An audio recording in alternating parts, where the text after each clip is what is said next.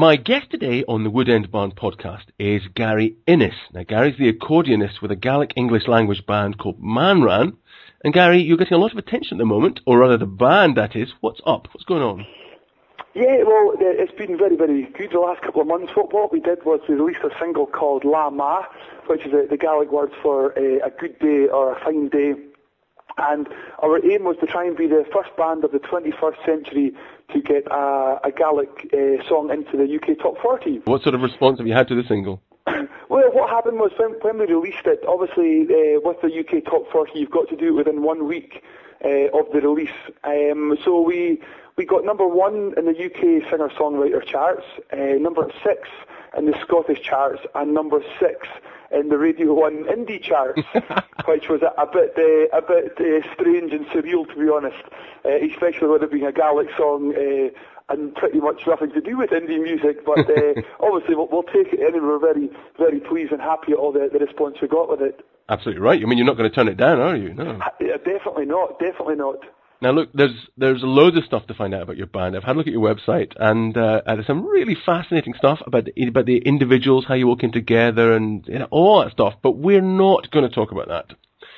What we're going to do is we're going to launch the Woodend Barn's Ask the Artist feature. Okay, now it might sound a bit corny, but in actual fact, it should be a bit of fun. So we're going to invite all our Facebook friends. That's all the people who follow Woodend Barn on Facebook, or anyone in fact, and they can write in with a question for Manran, for the members of the band. And what we'll do is we'll pick the best, the most relevant ones, and keep them clean.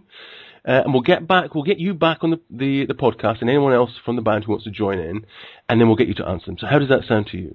That sounds brilliant. Right. I look forward to hearing the great questions that are coming my way.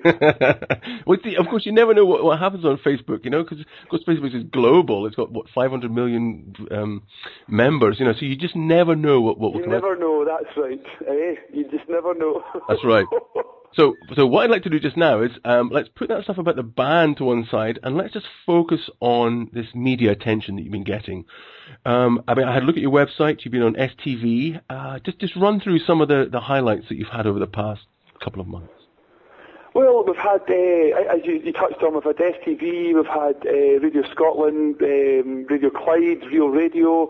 We've had Gabby Logan even phoning me from Radio 5 Live.